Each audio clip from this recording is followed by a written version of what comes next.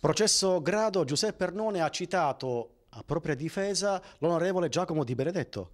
Ieri è stato veramente spettacolare essere in tribunale all'Aula 15 innanzi al giudice dottoressa Ferraro, una magistrata brillante che aveva ammesso a mio favore la testimonianza dei dirigenti della CGIL che hanno lavorato con quel grande sindacalista amante dei lavoratori che si chiama Totogrado.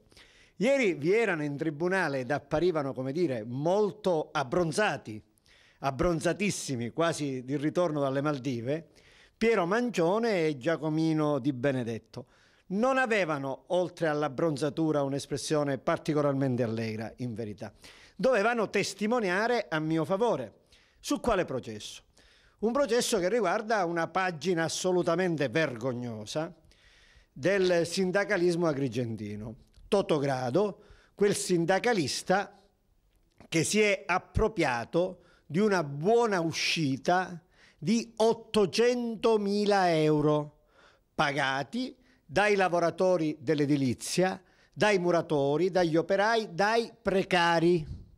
E Arnone fu l'unico a scandalizzarsi per quella vicenda scandalosa e ancora mi scandalizzo che Mariella Lobello non ha chiesto il sequestro degli 800.000 euro. Vi è una causa per farglieli restituire, ma in questi casi, quando si fa la causa senza bloccare, chiamiamolo pure come va chiamato, il bottino, poi il bottino non si trova più, andavano sequestrati gli 800.000 euro.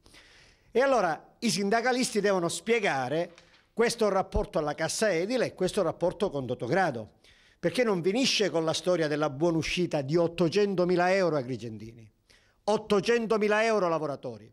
Abbiamo anche la vicenda che portò Totogrado agli arresti. Poi occorreva presentare la querela per i reati commessi da Totogrado, per cui era stato arrestato. Erano reati contro la cassa edile, quindi contro i lavoratori. Bene, il sindacalismo agrigentino, anche dei datori di lavoro, non ha presentato la querela e ha fatto in modo che Totogrado venisse scarceriato e il suo processo archiviato per mancanza di querela. Giacomino deve venire a spiegare come funzionava questo sindacato CGIL agrigentino di Mariella Lobello, Riccardino Viviani. Riccardo Viviani è quel gran campione del sindacalismo che ha preso 20.000 euro dalla Camera di Commercio e se li è versati nel suo conto corrente personale. L'uomo politico che ha imposto la cacciata di Riccardo Viviani dalla Camera di Commercio si chiama Giuseppe Arnone. Allora, tutte queste belle cose le dobbiamo chiarire. Verrà anche Vittorio Gambino, il sindacalista che ha calpestato il sindacato costruendosi la villa abusiva nel preparco della Valle dei Templi.